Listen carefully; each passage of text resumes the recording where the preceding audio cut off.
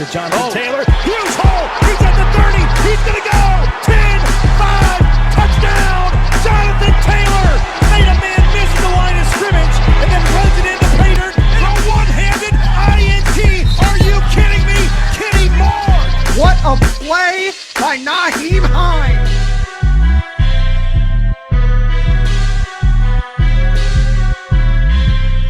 Horseshoe is back, baby. The horseshoe is back. What is going on, Colts Nation? Welcome back to another episode of the Bring the Juice Colts podcast.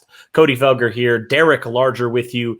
As always, guys, great to be here today as we are continuing our look at all the positions on the Colts. Now, today we're going to kind of combine two positions. We're going to combine corner and safety. We're going to talk about all the defensive backs of note on the Indianapolis Colts. This is a very intriguing group, Derek. There's a lot of question marks, I guess is the right word. There's a lot of different guys with different situations, and I'm excited, man, to jump in. Talk to me real fast on your overall just impressions of this defensive back group, because it's a very intriguing group in my opinion. Yeah, it is very intriguing, and I guess the good news is going into this season is that, we're kind of going into this offseason thinking, the secondary had a lot to improve on. So, it feels good to kind of have the sense of you have that shred of doubt in your mind a little bit, but you're thinking if they were to jump out to a hot start, then it just gives you an extra sense of confidence moving forward, especially with, how we've helped the defensive line out this offseason. It makes you feel a little bit more comforting knowing that these secondary guys are going to get a little more help now. It is interesting because you do wonder how much of it was because obviously the second half of the season, the Colts kind of struggled a lot more against the pass, especially on defense. And you wonder how much of that is credited to the lack of production and lack of pressure from those defensive ends, which we've talked about it to death. But I kind of look at this group, Derek. I think for the first time in a couple of years, there's a lot more answers than there are questions. Obviously, there still are questions at this defensive backs room, but I think they're trending in the right direction in terms of you feel a little bit more confident about some of the guys that you think are going to take some of these positions. And so we'll start here with the guy that we think is going to be the number one corner this year. He was the number one corner last year for Indianapolis. That's Xavier Rhodes, right? I remember last offseason talking so much about how Xavier Rhodes was struggling the last couple of years in Minnesota. And we're like, we feel like the Colts, Jonathan Gannon was still here at the time. We feel like the Colts are a prime spot for him to really, have a revival in his career. And, we saw this with different players. We saw it with Xavier Rhodes. He had a really, really good season. And I know you've said, and I've said before, he was playing like a top 10 corner for most of the year, especially after being really burnt toast the last couple of years with Minnesota and being injured, all these different things. He looked like a completely different player in this Colts zone scheme. What are your thoughts on Xavier Rhodes? Yeah, I mean, the veteran of the group, came in and a lot of people had a lot of question marks about him. And, a lot of people were wondering if he was actually even going to really contribute. We said, you and I said it in the last offseason that if we could get this guy back to 70% of what he was, then this guy can be a good corner in this league. And sure enough, that's what we got. We got one of the better versions of Xavier Rhodes that we've seen in a while. So it was really great to see. And, on the better age of 30, still has a couple of good years of life left in him here on this football field, we think. And, didn't have a whole lot of issues with injuries last year. Had a couple of games where that foot was bothering him. But other than that, at the start of the year, he started off really freaking hot, really hot. Mm-hmm. And, he was one of the more consistent guys on this DB group throughout the entire season. So, I hope that we continue to see that. Hope he continues to be that mentor and be the guy that, helps out the other guys like Rocky Sin and Marvell Tell and those boys. And I'm really excited to see Xavier Rhodes again. I want to see another offseason with him in the building this time and be able to be around these guys and learn more. Yeah, me too. I was going to talk about that, just the veteran presence that he brings to the corner room, former all-pro kind of guy there. So he brings a lot of experience at corner. And I think the good thing with finding a guy like Xavier Rhodes, who maybe a couple-year rental for you at corner, it kind of allows you to do what you did this offseason, where you really didn't touch cornerback. You didn't have to go find a number one corner this offseason because you had Xavier Rhodes. You could bring him back. You had that option. The Colts elected to do so. And you could address defensive line really heavily in the draft. And I think that's kind of what Xavier Rhodes brings, yes, from a leadership standpoint, but he's still a really darn good football player too. So, I mean, at least for a year or two more, I feel like he still has some high-level football left in him where you don't really have to go out and spend a lot of draft capital or a lot of financial capital in trying to find your number one corner. So that's definitely a good thing. And you mentioned all the young guys that he can teach. I mean, there's so many young guys with so much potential that we've talked about before, and we'll get to these guys a little bit later. But yeah, he can teach them so much, especially Rocky Ascend, because I feel like him and Xavier Rhodes are very similar in the type of corners they are in a lot of ways. And so they're very physical type of guys. So I feel like he can learn a lot from a guy like Xavier Rhodes. And so having a full offseason, I think, is going to be really good for him now in year 2 in Indianapolis. So let's move on to the other guy that's pretty well known and pretty established at the corner position. That's Kenny Moore. I mean, what can you say about Kenny Moore? He's the best slot corner in football. He can do a little bit of everything. You know, whatever he lacks in size, he makes up for in juice, man. He is one of those guys that's just absolutely a lightning bolt, right? He brings energy to that defense. I mean, he makes plays when needed. He's one of those guys that you feel like you can be confident in him to really cover anybody and really do anything you ask him to do. He can blitz, he can cover, he can do about everything. And he has some pretty sick dance moves as well to boot. So what are your thoughts on Kenny Moore? Oh, man, you said it. I mean, just a very underrated guy. And, you know, it's hard to believe that given the fact that he's the best slot corner in football. You know, I mean, I would love to go into the minds of all of the NFL teams who have to face Indianapolis. And I just want to see if any of those offensive coordinators ever bring up Kenny Moore's name. I wonder if they do. I seriously want to know, because I would love to know if they, you know, actually give him the credit that he's due when it comes to, you know, making sure you know where he is on the field. Because you're right. I mean, he's not just a corner that guards people. I mean, this is a guy that can get pressure on the quarterback. This is a guy that can make plays in the backfield by making tackles. You know, he reads defenses really well. He's fast. I mean, this is a guy that plays full speed, and he does really good. You're right. I mean, he's small, you know, for your average corner size. He's really freaking small, but, you know, he has no limitations on him whatsoever. I mean, everyone has seen the one-handed interception where he was jumping to Darren Waller's sides to be able to go and get that interception. So, I mean, there's no knock on Kenny Moore's game at all. I mean, he really does everything very well. And, I mean, as long as we keep this guy around, I mean, this secondary group is going to be relatively good for a long time.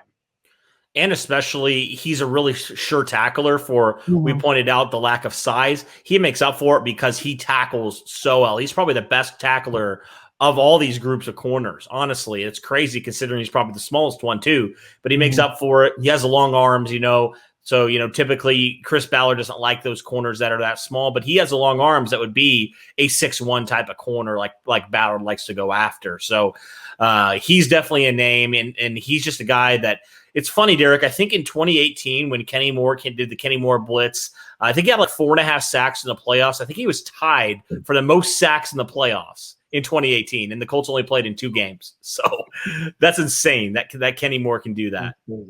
Absolutely. All right, well, here's kind of where it gets a little bit more dicey at the corner position. There are a ton of guys vying for that number 3 corner spot, or if you think the number 2 outside guy there. First off, you got to talk about Rocky Sen, former second-round pick in 2019, has had some up and down moments, has had some really good moments, some really bad moments, has had some penalties. It's been a very mixed bag with Rocky Sen. And obviously, with how high you drafted him in 2019, you'd like to see a little bit more from him so far. I mean, he got benched this last season in favor of guys like TJ Carrie. And, you know, so Rocky Sen has a lot to prove. This is a big year for Rocky Sen. And I just think overall, yeah, this can't be understated. If he wants that number 3/number 2 corner position, he's got to go and take it this training camp and preseason. Oh, yeah, totally. I mean, you and I have been on the ropes multiple times saying how, this guy could potentially be on the roster bubble for a few years down the road if this season doesn't end up going the way that we hope it does. And, we know a lot of Colts Nation really does not like Rock Ya-Sin. We get that. Colts Nation can be very critical about a lot of players, especially when they're struggling. And, I don't believe that it in any shape or form that it's a effort issue when it comes to Rock Ya-Sin. I mean, Xavier Rhodes has been on record multiple times saying this kid's one of the last ones to leave the facility every day. So, he always puts in the extra work. It's just something he's got to get better at. And, we're going to leave that to the professionals there. We're going to leave it to the coaches to try to figure out a strategy to try to get him to be a more efficient and more disciplined corner. I think a lot of it just has to do with discipline. I don't necessarily think he lacks a lot of ability. I just think, a lot of it comes down to discipline. Just a lot of these unnecessary penalties that just ultimately shouldn't happen, right? You just shouldn't let that happen. Hopefully, last year was a learning experience for him. I'm sure he's taking the off season to think about it. I hope he comes in fired up, ready to go. Cause even in the beginning of the year, we saw Rock Ya-Sin making some good plays. There were some good plays early on from Rock Ya-Sin, even in that Green Bay game where a lot of that game, we were trashing him. He still had a pick in that game that put us right in that spot where we needed to be to score. There are times when he really does step up. It's just, can we limit the amount of bad plays that he does? And I look forward to seeing if he can do that. Mm-hmm. Yeah, and people seem to just forget he was one of the better corners in football in the second half of his rookie season. So this guy clearly can play. He can play in this league. He's shown it. It's not like he's just been all bad. It's not like there's been more bad than good. Like he's shown a lot of good too and a lot of promise in that rookie season in the second half. So I feel like this is a guy that's very underrated in a lot of ways. Like people are just writing him off. They're like, he's done, cut him. He shouldn't be on this roster. All these kind of wild claims, I think, for only a guy that's played 2 years in the NFL level. But I think, yeah, you're right. I think he definitely has things he needs to improve on. But I don't think talent is the issue here. I think it's more the discipline, like you said. And if he can get back to staying more disciplined, playing how he did, building off of that second half of that 2019 season, I think he has a really good chance to make a bounce back year here in year number 3 for him. All right, there's some other guys here vying for this other corner position, Derek. Obviously, you have TJ Carrie, who I mentioned, who the Colts brought back on a 1-year deal. He was kind of a revelation at corner. Everybody talks about Xavier Rhodes and how good he was, and very much so justified. But a guy like TJ Carrie, I think, was a very underrated piece for this Colts team last year. He stepped in when needed at corner, at the number 2 corner. He played a bunch of snaps on special teams. Obviously, you remember that game against Tennessee on Thursday Night Football when he recovered that blocked punt for a touchdown. So he does a little bit of everything. And initially, when the Colts signed TJ Carrie last offseason, we said, okay, this is Kenny Moore insurance, right? This is the guy that if Kenny Moore goes out, we feel a little bit better about who's going to be his backup. But he proved to be a little bit more than that. He proved a little bit more of worth at the outside corner, which is very interesting. What are your thoughts on a guy like TJ Carrie, really the veteran of this group of guys here vying for that number 3 corner? Yeah, I mean, TJ Carrie, he really was a shock for a lot of people. Even Zach Hicks, who you and I both know, was very critical of TJ Carrie going into the season. He said, he's a good box corner, somebody that really comes up and makes great tackles, but had question marks about, whether or not this guy could really truly cover, and I know a lot of people at the end of the season want to say, oh, well, he was so bad against Buffalo. He was so bad. Yeah, but he was facing Stephon Diggs, who was the second best wide receiver in the league that year. So I'm not going to harp on him too much.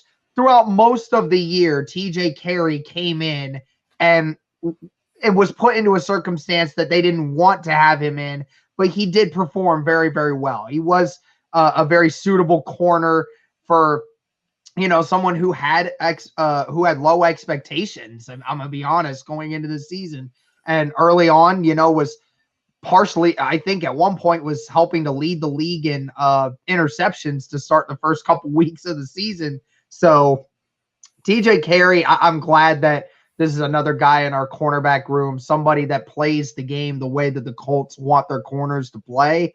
Is a very sure tackler, very aggressive, downhill kind of corner, which is exactly what they want.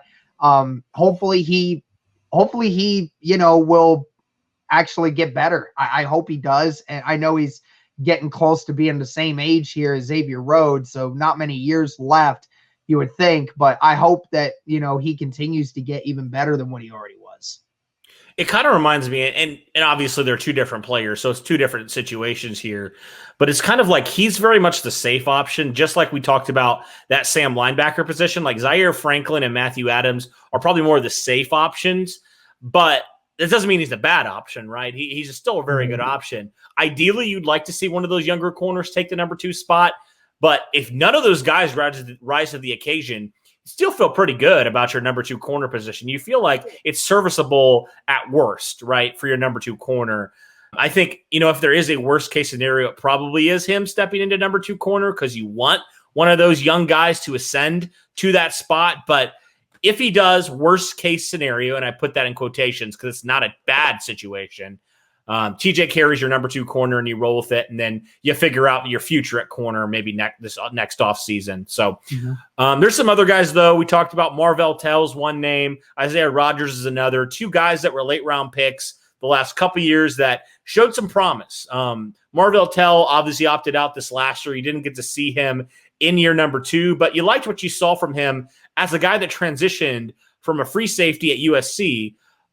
Now he transitioned to corner, and I thought he looked really pretty impressive. He's a physical specimen if there ever is one at corner, and I think he's a very viable option for a guy that a lot of people seem really high on to come in and maybe steal that number 2 corner spot. And then a guy like Isaiah Rodgers, who you drafted last year, showed his prowess on special teams, obviously, especially in that Cleveland game where he had that kick return for a touchdown, and showed a little bit in that Buffalo game as well with some near interceptions. I mean, this dude has some crazy closing speed for a corner. What are your thoughts on these 2 guys and their potential to maybe grab that number 2 corner spot? Well, I said that if there was going to be a dark horse pick for that number 2 corner spot, I thought Marvell Tell was going to have a good chance to actually do it. Just like Rocky Sin in the last 5-6 games of the 2019 season, he was locking people down. He was playing the game really well. And, he's a big guy. He's fast. He's aggressive. Again, traits that the Colts like when in their corners. It's the kind of thing that they liked. And that's why they've transitioned him away from free safety and moved him to a corner spot, because they felt he could fill that kind of void that they were looking for. And I'm looking forward to see what he does this year. Obviously opted out last season. I'm looking forward to seeing, what kind of shape he's in and what he looks like and how he progresses and all this stuff. And Isaiah Rodgers, I mean, again, talk about another guy that also deserves a few snaps here and there as well. I mean, was locking down a couple different people in that Buffalo game because of that just amazing catch-up speed. I mean, he's really incredible. I hope he gets some more chances. I look forward to watching both those guys in training camp and see what they do. Well, it's going to be fun. It's going to be a really fun battle to see for that other corner spot, because right now, all 4 of these guys have a legit chance, I think, to take that corner spot. It's just like who will rise to the occasion, who will outshine everybody else, and who will cement themselves at that number 2 corner spot. Heck, we might not even know in training camp. It may come down to that last preseason game for the Colts to make their final decision. I think that's how close this potentially could get for the corner position. But nonetheless, you're right. It's going to be a fun battle to watch. One of my favorite battles to watch training camp preseason leading up to the 2021 regular season. All right, let's talk about some of the safeties here. Let's talk about the guy last year. Talked about guys who were revelations. Julian Blackmon was absolutely phenomenal considering the situation that he came into, right? Obviously tore his ACL, I think in January, so not too far before he was drafted, only a few months later. and really doesn't miss a beat. A lot of people thought, oh, he's going to miss maybe the first month or so. Julian Blackmon comes back and plays in week 2 and starts in week 2 with Malik Hooker going down and doesn't look back from there, never relinquishes that free safety position, and is just a revelation. For a while there, even though he wasn't 100%, a lot of people were like, he is the defensive rookie of the year. Now, obviously tapered off a little bit in the second half of the season. He talked about it because he wasn't 100%. He felt like his legs maybe weren't fully healthy and where he wanted them to be. But nonetheless, Julian Blackmon had a really phenomenal rookie season. Yeah, I mean, outside of all expectations, I mean, this guy really did an amazing, amazing job. Because, yeah, I mean, there were people saying that he may not even play the first half of the season. You know, there was that kind of expectation. And then all of a sudden, you know, we hear that, oh, you know, Julian might, you know, be ahead of schedule. And now he might be able to play in late September, early October. And, you know, then all of a sudden he comes in week 2 and then just starts, you know, from the get-go, just starts making a huge difference for this team, especially in the first 6 games of the season. I mean, first 6 games of the season had 4 interceptions to his name. I mean, he was surely looking like the defensive rookie of the year before Chase Young eventually, you know, started running away with it at the very end there. And it's like you said, Blackmon had, you know, he had weak legs. I mean, he wasn't fully conditioned to come into the season. He couldn't condition. I mean, the man tore his ACL. So, you know, he said that's what he looks forward to this season, being able to get his legs where he wants to be. So that way, when the end of the season comes around, his legs are not as bad as they were at the end of the season. And, you know, I'm super excited to see what this kid does, because he has big play potential written all over him, and I love it. Another turnover machine in this defense, man. Darius Leonard's a turnover machine at linebacker. Julian Blackmon seems to be on that same path to be one of those guys that's forcing. How many games last year did Julian Blackmon make the difference in? I mean, I've lost count of how many games he won the Colts last year. It was at least 4 of them. I remember Green Bay. I remember Chicago. I remember Cincinnati. I'm trying to think if there was another one. There was Chicago, and then where he had the game-winning interception.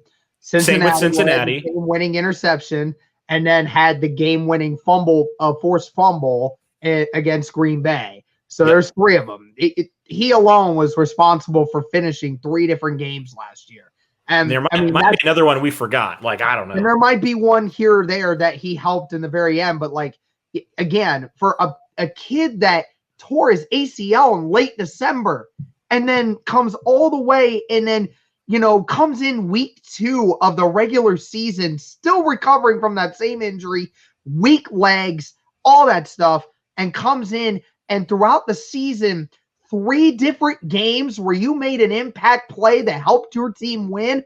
I mean, that's incredible. That's incredible. Any rookie would dream to have that kind of season, let alone having to deal with the adversity that Julian Blackmon had to deal with. So, I mean, this kid's an inspiration, and he is just so much fun to watch. Absolutely. Well, we're going to move over to my favorite safety. You all know him. I've said it 100 times by now. Mr. Khari Willis himself, the guy that never gets recognized, but the guy that always does the dirty work, and it's always just phenomenal, and had an even better sophomore campaign than he did his rookie season. Was obviously really, really improved in his tackles missed, right? He missed a lot less tackles in 2020 than he did in 2019, and had a couple interceptions too. Didn't have any his rookie season. Overall, I think Khari Willis is just a name that he's never probably going to get nationally recognized like a Julian Blackmon or a Darius Leonard, but he's the glue to that secondary, to that strong safety position. He's just a guy that's consistently there, consistently making tackles, and I think his value is a lot higher than a lot of people give it credit for. What are your thoughts on Khari Willis? Oh, yeah. I mean, this guy is really just incredible. I mean, you look at everywhere you look at this guy from a statistical standpoint, I mean, it jumped everywhere. Now, he played the same number of games as he did in 2019, but he started in 5 more games this year. So he was a lot more healthy. Had 2 interceptions this year. He had none his rookie year. and had that touchdown. Remember the game against the Las Vegas Raiders? Yep. That one pretty much cut that deal done and dry right there. Had a forced fumble as well. It didn't have any in his rookie year. He actually had 6 pass deflections too. That's up more than 5. I mean, he had 1 pass deflection his rookie year. He had 6 this year. And then 2 sacks to go along with it. Had none his rookie year, and had 12 extra tackles this next year as well. And when you talked about the missed tackle percentage, he had a 10.1 missed tackle percentage his rookie year. His last year, 4.5. So he was over double as efficient as making tackles this year. So yeah, again, like you said, none of the stats were like amazing, spectacular, blow you out of the park, anything, but he was a lot more efficient and a lot more productive in everything he did last year. And that is exactly what you want to see in your safety. And it's great because, again, Julian Blackmon's going to get the highlights. He's going to get the recognition. Khari Willis, keep doing you, man. You are very much appreciated, I'm sure, by Matt Eberflus and Coach Reich and obviously Chris Ballard. He's going to get paid at some point. If he keeps improving like this, he's going to stay our safety for a while. It's wild to me that the 2 safeties that we say are really good players and probably ascending players, they were 3rd and 4th round picks. That's crazy. Chris Ballard is finding these guys just in the mid rounds. It's wild to me how he's been able to find these guys, these gems of players. Absolutely incredible. Khari Willis, another guy that nobody will talk about, nobody will recognize, but he just does everything so well, and he's so consistent. And that is so important to what this defense wants to do. And I think he's a really big leader on this defense. I think he took a really big leap in his second year in that category too. So really looking forward to seeing how he continues to improve as a strong safety. But he's a guy that I think we need to point to and talk about a little bit more than probably we do. All right, let's talk about a guy that was an all-pro at special teams, but he's a backup at free safety / strong safety, plays a little bit of both. George Odum. Now, George Odum, it's very intriguing about George Odum because I feel like when he's had the opportunity at safety, he's played pretty well, all things considered. I mean, you think about probably back to 2019 because the Colts were pretty healthy at both safety spots this last year. But when Malik Hooker went down for a few games, George Odum was typically the guy that was in there. He was in there on that Kansas City game when Indianapolis went into Arrowhead and upset the Chiefs. And he's obviously really good at special teams. He led the league in special teams tackles. So I think he has a lot of versatility as a safety. And for some reason, it seems like people are just kind of, scoffing at the fact that I think he could be a nice safety in the league. What are your thoughts overall on him, though? Yeah, I mean, I've always kind of thought he was a relatively good, backup safety. He has a couple of times where he, forces some fumbles and makes some plays that can really change the game. But, I kind of looked more into the production of the coverages that he has and, came to find out it really wasn't as good overall as some of us originally thought it was. Nevertheless, I enjoy that George Odum is a safety on his team, a depth safety. I think that comes in good hands as time goes along. But, I'm just glad more to have Julian Blackmon in that spot. Mm-hmm. Oh, for sure. For sure. I just think he's a nice backup that a lot of people think he can't be a backup, but I feel like he can be. But the Colts obviously felt like they needed to address the safety position more. They added 2 guys with the same name, Shawn Davis, both Shawn Davises, spelled a little bit differently, but they added the one from Pittsburgh and they added the one in the 4th round, or I think 5th round of the draft from Florida. So they add a little bit more depth at safety now. And it's interesting because a lot of people said both these Shawn Davises actually play really similar to each other.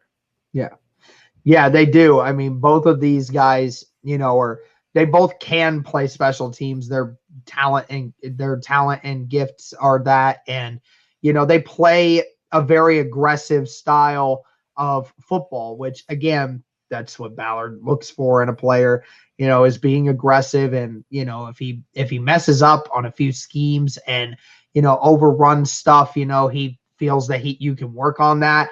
But, you can't teach aggressiveness. You can't teach tenacity like that. And that's how these 2 play. And, it'll be very interesting in training camp to kind of see what time these guys get and what recognition they receive. Mm-hmm. Yeah, whether it is as a backup safety, whether they have some time on special teams, it'll be interesting to see what these guys contribute. But I think that does it for our look at the Colts defensive backs. I'll mention Roland Milligan just because he was a guy that opted out last year, but he's been on the team a couple of years. I'll just mention his name, but I think that'll do it for our look at the defensive backs, guys. Let us know in the comments below what you guys think of this group. Do you really like this group? Are you as high on some of these players as we are? Do you think one of these players that we talked about that we're not as high on, are you more high on them? Let us know in the comments below. But that'll do it for this one, guys. Thanks for tuning in. Thanks for all your support. And as always, go Colts.